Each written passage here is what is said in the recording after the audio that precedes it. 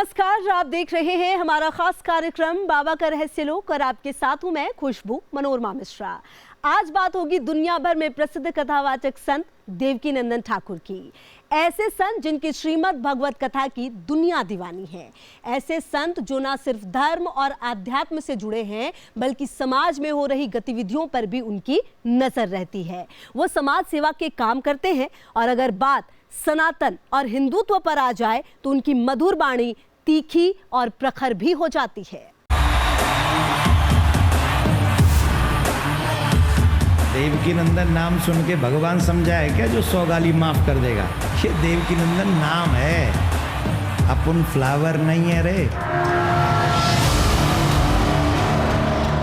बस न आया एक बार जो गया, उठ परदेसी तेरा वक्त हो गया, हो गया। श्री कृष्ण की भक्ति, तेरा वक्त हो गया, अभी तो जगाया तुझे। राधा के नाम की शक्ति। राधे कृष्ण कृष्ण कृष्ण राधे राधे। हरिहर का नाम, हरे राम समाज सेवा के काम। देवकीनंदन ठाकुर धर्म और अध्यात्म की दुनिया का वो नाम जिनके प्रवचन सुनकर श्रद्धालु मंत्र मुग्ध हो जाते हैं। जो लोग ये कहते हैं कि बुढ़ापे में भजन करना चाहिए, वो मिथ्या भाषण करते हैं। बुढ़ापे में भक्ति नहीं हो सकती। अगर भक्ति करनी है तो बचपन से शुरुआत कर उसकी। श्रीमद् भागवत के ऐसे कथावाचक जिनकी वाणी को जैसे राधे कृष्ण का आशीर्वाद मिला हो। राधे कृष्ण कृष्ण कृष्ण राधे राधे। राधे श्याम। श्री कृष्ण जिनके आराध्य हैं, श्री कृष्ण जिनके लिए जीवन है, श्री कृष्ण जिनके मन मंदिर में बसे हैं। ये है तो संसार है, और अगर ये नहीं है तो संसार नहीं है। ये हमारे प्राण है। ईश्वर कृष्ण हमारे प्राण है, और उस प्राण की रक्षा जैसे करनी चाहिए वैसे ही अपने धर्म की रक्षा करनी चाहिए, क्योंकि धर्म के पथ पर चलने से ही कृष्ण की प्राप्ति होती है। कृष्ण क्या है? धर्म। धर्म क्या है? कृष्ण। श्री कृष्ण भक्त देवकीनंदन ठाकुर ऐसे धार्मिक संत हैं जिनका सत्य सनातन पर अटूट भरोसा है।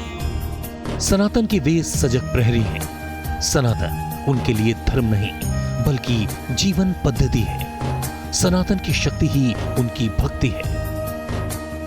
आई एम लकी कि मैं सनातनी हूँ, और सनातनी होने के नाते मुझे ये सब प्राप्त हुआ है। और अभी मेरा ड्रीम है हर घर में जो सनातन को रिस्पेक्ट देते हैं उन घरों में संस्कारों को पहुंचाना। It's my dream. संत देवकीनंदन ठाकुर श्रीमद् भागवत कथा सुनाते हैं। प्रभु श्री राम और श्री कृष्ण की कथा सुनाते हैं। ये डोर जिंदगी की मोहन तेरे हवाले, मेरे कष्ट तू मिटा दे, दुनिया बनाने वाले। अपनी कथा के माध्यम से बाबा देवकीनंदन ठाकुर समाज में प्रेम और सद्भाव का संचार करते हैं। भारतीय संस्कृति, परंपरा और संस्कार का पाठ पढ़ाते हैं। ये जो भी अपनी बात को रखते हैं, सनातन धर्म की बात को बिल्कुल मुखर होकर रखते हैं। देवकीनंदन ठाकुर जी जो है बहुत ही सुंदर कार्य कर रहे हैं सनातन धर्म के लिए। एक सनातन धर्म को लीड कर रहे हैं। जो सनातन धर्म के लिए इनने जो कार्य किया है वो शब्दों में बयान नहीं किया जा सकता, और आगे भी हमारा मार्गदर्शन करते रहें। देवकीनंदन ठाकुर ऐसे संत हैं जिनकी कथा में हजारों का हुजूम उमड़ पड़ता है। कई बार तो उनकी कथा सुनने 1 लाख से भी ज्यादा लोग आ चुके हैं। जो अपने मनमुखी करते हैं कि मेरे मन में ये मेरे, वही तो अधर्म की शाखा है। शास्त्र सम्मत होके कीजिए, वही धर्म है। देवकीनंदन ठाकुर की वाणी मधुर है। ये मति हमारे किसी प्रयास से भगवान के चरणों में लगेगी, ये भी नहीं है। मधुर वाणी में वो श्री राधे कृष्ण की कथा सुनाते हैं। ये हमारे ठाकुर के चरणों में लगे, तो जिन भक्तों का चित्त ठाकुर में लगा है उनकी चरणों की धूल माथे पर सज जाए तो हमारी बुद्धि शुद्ध हो जाएगी, और बुद्धि शुद्ध हुई तो ठाकुर के चरणों में लग जाएगी। बोलो राधे राधे। लेकिन समाज को चेताने की बात हो तो उनकी वाणी कठोर भी हो जाती है। वो ऐसे संत हैं जो भविष्य के लिए सावधान करते हैं। मुझे पता है कि जनसंख्या बढ़ाई जा रही है, किसके लिए बढ़ाई जा रही है वो उद्देश्य भी पता चल गया। उसके बावजूद भी अगर जनसंख्या पर नियंत्रण कानून अगर हम लोग नहीं करेंगे जनसंख्या पे, तो एक तो हमारे पास संसाधन कम, दूसरे हमारे देश को खतरा बहुत। तो अपने देश के खतरे के लिए ही ना हम बैठे हैं कहीं। मैं धर्माचार्य हूं तो उसी देश के लिए, कोई गद्दियों पे बैठे हैं वो इसी के लिए, कोई प्रशासन में बैठे उसी के लिए, आप पत्रकार हैं तो भी उसी के लिए। हम सबकी जिम्मेदारी है इस देश की रक्षा करना। अपने प्रवचनों में भी देवकीनंदन ठाकुर कहते हैं कि वो धर्म क्षेत्र कुरुक्षेत्र के अनुगामी हैं। उन्हें किसी की धमकी की परवाह नहीं है। वो सत्य सनातन की अलख जगाते रहेंगे। और देवकीनंदन पीछे नहीं हटता है। वही स्टाइल मेरे ठाकुर का भी है। ठाकुर कहता है कि नहीं, धर्म के क्षेत्र कुरुक्षेत्र, ये धर्म क्षेत्र जो ये पृथ्वी जो है ना धर्म क्षेत्र है, कुरुक्षेत्र है। यहाँ हमें धर्म के साथ लड़ना है। हम किसी के धर्म को बुरा नहीं बोलते, लेकिन अगर कोई प्लानिंग करे कि हमें डरा दे, हमें धमका दे और हमारा मुंह बंद कर दे, हमारा मुंह बंद तब तक नहीं होगा जब तक ये सांसें चलती रहेंगी।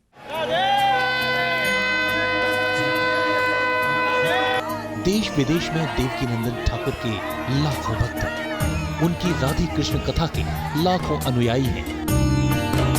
वो हवाई जहाज और लग्जरी कारों में सफर करते हैं तो अपने भक्त से मिलने के लिए वो कई बार ऑटो से भी पहुंच जाते हैं। यही सरलता और सरसता उन्हें देश के तमाम संतों और श्रीमद् भागवत कथावाचकों से अलग करती है। सांस रुक जाएगी चलते चलते, समा बुझ जाएगी जलते जलते, दीप बुझ जाएगा रोशनी का, साथ देती नहीं ये किसी का, क्या भरोसा है इस जिंदगी का। देवकीनंदन ठाकुर का जन्म मथुरा जिले के ओहावा गांव में हुआ था। बचपन में उनके माता पिता उन्हें श्री कृष्ण और राधा से जुड़ी कहानियां सुनाते थे और इन कथाओं का देवकीनंदन पर इतना प्रभाव पड़ा कि सिर्फ 6 साल की उम्र में वो घर छोड़कर वृंदावन आ गए। वृंदावन की रास लीलाओं में श्री कृष्ण की भूमिका निभाया करते थे और यहीं पर उन्हें मिला एक ऐसे गुरु का साथ जिन्होंने देवकीनंदन ठाकुर के जीवन की दिशा ही बदल दी। वृंदावन के बांके बिहारी का साक्षात आशीर्वाद है देवकीनंदन ठाकुर पर। प्रभु ने अपनी भक्ति के लिए उन्हें चुना है, तभी तो अपने बचपन में ही उनका घर में मन नहीं लगा। 6 साल की उम्र में ही घर बार छोड़कर वृंदावन आ गए। श्री कृष्ण लीला कमेटी में शामिल हो गए। ब्रजधाम की रास लीलाओं में श्री कृष्ण के रूप में दिखाई देने लगे। मैं खुद 6 वर्ष का था जिस समय मेरा वृंदावन आना हुआ और वृंदावन आकर मैं रासलीला में रहा। और वहीं से, क्योंकि हम लोग ब्रजवासी हैं तो कृष्ण से तो हमारा जन्म से पहले ही संबंध हो जाता है जब हम अपने माँ के गर्भ में आते हैं, तो तब से लेके संबंध है। और 17.5 साल की उम्र में हमने पहली भागवत कथा की थी, और वो इसलिए क्योंकि हमारे गुरुदेव की कृपा रही हमारे ऊपर। बांके बिहारी ठाकुर जी की कुछ ऐसी कृपा हुई कि रास लीलाओं के मंचन के बाद उनके बारे में अध्ययन का भाव जाग गया। अध्यात्म में उनका मन रमने लगा। देवकीनंदन को गुरु के रूप में आचार्य पुरुषोत्तम शरण शास्त्री मिल गए। गुरु के सानिध्य में मात्र 13 साल की उम्र में उन्होंने पूरा श्रीमद् भागवत पुराण याद कर लिया। हर दिन उन्होंने महापुराण के छंदों को याद करने का लक्ष्य रखा था। जब तक वो लक्ष्य पूरा नहीं हो जाता था तब तक वो भोजन नहीं करते थे। बचपन से ही उनमें गजब की प्रतिभा थी और उनकी बोलने की कला अद्भुत थी। यही वजह है कि आचार्य पुरुषोत्तम शरण शास्त्री ने उन्हें कथावाचक की प्रेरणा दी। उनका असली नाम है देवकीनंदन शर्मा, लेकिन ठाकुर जी की कथा कहने की वजह से उनका नाम देवकीनंदन ठाकुर पड़ गया। ठाकुर जी शब्द एक आदर का सूचक है हमारे ब्रज में। स्पेशली ठाकुर जी कहते हैं भगवान को। तो मतलब हम भगवान नहीं, हम तो सेवक हैं। पर क्योंकि उस समय भगवान का अभिनय किया, रासलीला में रहे अभिनय करने के कारण लोग प्यार से कहते रहे। 1997 में 18 साल की उम्र में देवकी नंदन ठाकुर ने दिल्ली के शाहदरा के राम मंदिर में पहली बार श्रीमद् भागवत कथा सुनाई। उनकी मधुर वाणी में कही कथा के लोग दीवाने हो गए। इसके बाद तो सिलसिला चल निकला। साल भर उनकी कथाओं का दौर चलता रहता है। जो तुम्हारे मुंह पे तुम्हें तुम्हारी कमी बता सकें, ऐसे लोगों को अपने दिल से लगा कर रखिएगा, क्योंकि वही आपके शुभ चिंतक हैं, जो आपको दिल से लगा के रखते हैं। देवकी नंदन ठाकुर ने 2001 में पहली बार विदेश में कथा सुनाई। वो Hong Kong, Singapore, Malaysia, Denmark, Sweden और नॉर्वे जैसे देशों में कई बार कथा सुना चुके हैं। देवकी नंदन ठाकुर देश के जाने माने कथाकार हैं। प्रधानमंत्री नरेंद्र मोदी और यूपी के मुख्यमंत्री योगी आदित्यनाथ भी उनकी राम कथा के मुरीद हैं। देवकी नंदन ठाकुर सिर्फ कथा ही नहीं सुनाते, भक्तों को समाज में फैली बुराइयों को दूर करने का मंत्र भी देते हैं। ठाकुर देवकी नंदन जी महाराज, जी हाँ, वैसे तो वो एक आध्यात्मिक संत हैं, लेकिन देश और समाज पर उनकी हमेशा नजर रहती है। वो नदियों को प्रदूषण से मुक्त करने के लिए लगातार अभियान चलाते हैं, गौ रक्षा के लिए अभियान चलाते हैं, सामाजिक बुराइयों के खिलाफ आवाज़ उठाते हैं, दहेज लोभियों और छुआछूत के खिलाफ अभियान चलाते हैं, और सबसे बड़ी बात कि अपने युवाओं को भारतीय संस्कृति और संस्कारों को कैसे सहेज कर रखा जाए, उस बात के लिए वो समय समय पर अभियान चलाते दिखाई देते हैं। ऐसे हैं ठाकुर देवकी नंदन महाराज। देवकी नंदन ठाकुर पर श्री कृष्ण की ऐसी कृपा हुई है कि उनकी शोहरत आसमान छूने लगी और दौलत की बारिश होने लगी। भक्तों ने उनके ट्रस्ट में दिल खोल कर दान दिया। दान से आए रुपयों से उन्होंने वृंदावन में दिव्य आश्रम बनवाया। देवकी नंदन ठाकुर ने अपने आश्रम में प्रियाकांत जू के नाम से एक भव्य और अनोखा मंदिर बनवाया। इस मंदिर को कमल की आकृति में बनवाया गया है, जिसकी ऊंचाई 125 फीट है। मंदिर में प्रियाकांत यानी राधे कृष्ण की मूर्ति विराजमान है। ये मंदिर वास्तुकला का अद्भुत नमूना है। इस मंदिर में देवी देवताओं के साथ साथ भगवान कृष्ण और राधा के दर्शन तो होते ही है, साथ ही साथ प्रियकांत जू मंदिर जिस ट्रस्ट के माध्यम से बना है, शांति सेवा चैरिटेबल ट्रस्ट, उस ट्रस्ट के कामों को भी यहाँ पर दर्शाया गया है। लेकिन मैं आपको बता दूं कि ये एक मंदिर ऐसा मंदिर है जिसे देश दुनिया में हर कोई देखना पसंद करता है, हर कोई यहाँ आना पसंद करता है। 20 अप्रैल 2006 को देवकी नंदन ठाकुर ने विश्व शांति सेवा चैरिटेबल ट्रस्ट की स्थापना की, जिसमें उन्होंने सामाजिक बुराइयों के खिलाफ अभियान चला दिया। अपने ट्रस्ट के माध्यम से उन्होंने गोरक्षा अभियान, गंगा यमुना प्रदूषण मुक्त अभियान चला रखा है। यही नहीं, दहेज प्रथा, जल और पर्यावरण संरक्षण, छुआछूत जैसी कुप्रथाओं के खात्मे के लिए उन्होंने मुहिम चला रखी है। ट्रस्ट का एक और मकसद आज के युवाओं को भारतीय संस्कृति और संस्कारों से जोड़ना भी है। मार्च 2020 में कोरोना की आपदा आई। लॉकडाउन के चलते पूरा देश तड़प उठा।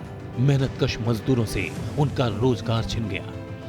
ऐसे में देवकी नंदन ठाकुर के ट्रस्ट ने मथुरा और वृंदावन में गजब काम किया। हजारों लोगों को मुफ्त में मास्क बंटवाया। जब तक लॉकडाउन रहा तब तक आश्रम की तरफ से जरूरतमंदों तक खाना और राशन पहुंचाया गया।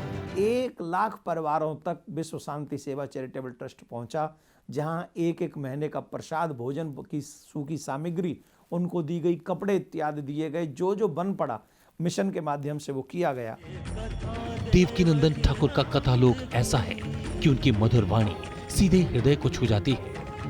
उनकी कथा में राधे कृष्ण मूर्तिमान हो जाते हैं। उनकी कथा में आनंद वर्षा होती है, अमृत वर्षा होती है। आजकल व्यक्ति क्या है, आजकल हम लोग कुर्सियां तो पाना चाहते हैं पर धर्मनिष्ठ नहीं है। प्रॉब्लम इज दैट जब कोई व्यक्ति धर्मात्मा कुर्सी पर बैठता है ना, तो प्रजा प्रसन्न हो जाती है। धर्म को जानता है तो वो कभी गलत रास्ते पे नहीं जाएगा। लेकिन देवकी नंदन ठाकुर का एक रूप समाज के सचेतक का भी है। जब सनातन पर सवाल उठे, धर्म पर आंच आए, तब मधुर वाणी में कथा सुनाने वाले संत की वाणी का यूं प्रखर हो जाना भी ठीक है, क्योंकि उनके आराध्य भी धर्म के उत्थान के लिए पृथ्वी पर अवतार लेते रहे हैं।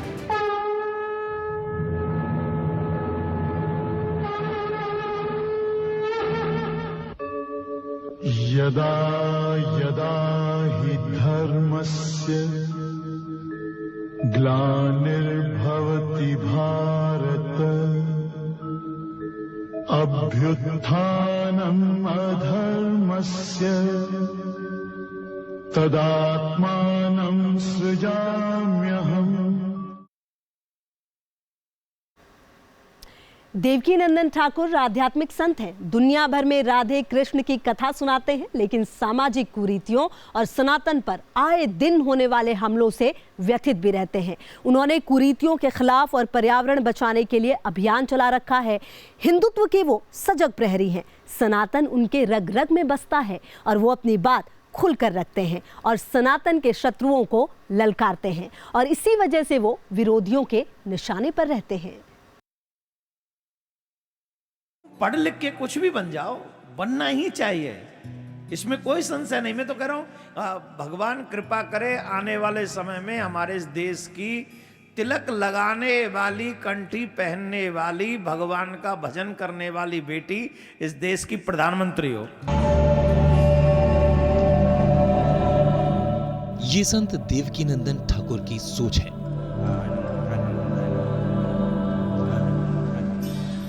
वो बेटियों को आगे बढ़ते देखना चाहते हैं। उनकी श्री राधे कृष्ण की कथा में समाज से जुड़े मुद्दे भी आ जाते हैं। जहां बात सनातन की आती है, वहां वो अपनी परंपराओं पर अडिग हो जाते हैं और निखर जाएंगे। मैं कभी भी ये नहीं कहूंगा कि हिंदू बच्चा मस्जिद में जाके सर झुकाए अथवा चर्च में जाके सर झुकाए। मैं कभी नहीं कहूंगा। एक को मानो ना, चर्च वाले चर्च को माने, मस्जिद वाले मस्जिद को माने। अयोध्या में भगवान श्री राम का भव्य मंदिर तो बन रहा है, इसे लेकर देवकी नंदन ठाकुर मुदित हैं। लेकिन मथुरा में श्री कृष्ण जन्मभूमि विवाद पर उनका खून खौल उठता है। अब कृष्ण की जन्मभूमि को हम लोग कैसे बदल सकते हैं? अगर कृष्ण जन्मभूमि को हम नहीं बदल सकते, क्या जन्म स्थान बदला जा सकता है? अगर जन्म स्थान नहीं बदला जा सकता तो हिंदुओं की, सनातनियों की भावनाओं को ठेस पहुंचाने की कोशिश क्यों की जाती है? यहां पर उनका कोई अधिकार नहीं सिवाय इसके कि वो उस समय आए थे और उन्होंने उस मंदिर को तोड़ा और यहाँ की छवियों को ले गए और ताजमहल के नीचे जाके गाड़ दी, जिसे आने जाने वाले लोगों के पैर उस पे पड़े। इस तरीके की क्रूरता उन लोगों ने, निकम्मे लोगों ने हमारे साथ में, हमारी आस्था के साथ में की।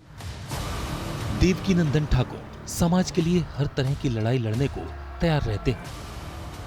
18 सितंबर 2018 को SC/ST एक्ट के खिलाफ प्रदर्शन करने के दौरान वो जेल भी गए थे। प्रदर्शन के दौरान यूपी पुलिस ने उन्हें धारा 151 के तहत हिरासत में लिया था। 1 घंटे बाद उन्हें रिहा कर दिया गया था। SC/ST एक्ट के खिलाफ मुहिम चलाने के लिए उन्होंने अखंड इंडिया मिशन की संस्था बनाई थी। Devaki Nandan Thakur place of worship act 1991 के खिलाफ सुप्रीम कोर्ट में याचिका लगा चुके हैं। उन्होंने सनातन धर्म संस्कृति के लिए और हिंदुत्व के लिए जो आवाज़ें बुलंद की हैं, आवाज़ बुलंद करना एक हल्की बात होती है, लेकिन आगे बढ़ कर के और उन्होंने न केवल आंदोलन छेड़े, देश भर में मुहिम चलाई और जब भी हिंदुत्व पर अगर कहीं आँच आई तो प्रखर वक्ता के रूप में उभर कर के सामने आए। देवकी नंदन ठाकुर कट्टर हिंदुत्ववादी हैं। हिंदुत्व के मुद्दों को लेकर वो हमेशा से मुखर रहे हैं। 8-9 स्टेट्स में हिंदू अल्पसंख्यक हैं। उन्हें अल्पसंख्यक की बात क्यों नहीं उनको क्यों नहीं अल्पसंख्यक को जो लाभ मिलता है वो उनको मिले? सनातन और हिंदुत्व को लेकर देवकी नंदन ठाकुर के प्रखर विचारों की वजह से कई बार आतंकी संगठनों ने उन्हें जान से मारने की धमकी दी।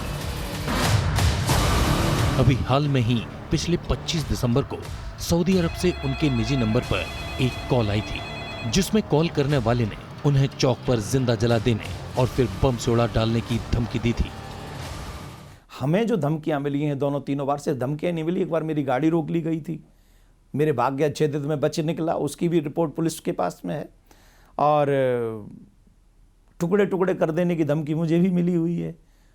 और ये सब चीज़ें मुझे मेरे साथ हो चुकी हैं और मैं जब जब कोई घटना घटती है सबसे पहले प्रशासन को सौंपता हूं। अब प्रशासन उसे कितनी गंभीरता से लेता है ये प्रशासन के ऊपर है। जब बात हिंदुत्व की आती है तो देवकी नंदन ठाकुर अपनी कथा के दौरान जमीनी सच्चाइयां बताते हैं। मुद्दा हिंदुत्व का हो या लव जिहाद का या फिर दिल्ली के आफताब श्रद्धा कांड का, देवकीनंदन ठाकुर हर मुद्दे पर अपनी बात मजबूती से रखते हैं। आप उस क्रूरता के बारे में सोचिए कि 35 टुकड़े किए और ऐसे ही नहीं, फ्रीज में 18 दिन रखा। और मुझे तकलीफ जानते हो किस बात की है? सेकुलर लोगों के मुंह पे ताला लगा हुआ है। ठाकुर देवकीनंदन महाराज, जिन्हें देश दुनिया में प्रसिद्ध कथावाचक के रूप में भी जाना जाता है, लेकिन इसके अलावा उनकी एक पहचान और है, और वो है हिंदुत्व का वो चेहरा जो हिंदू समाज को जगाने का काम कर रहा है।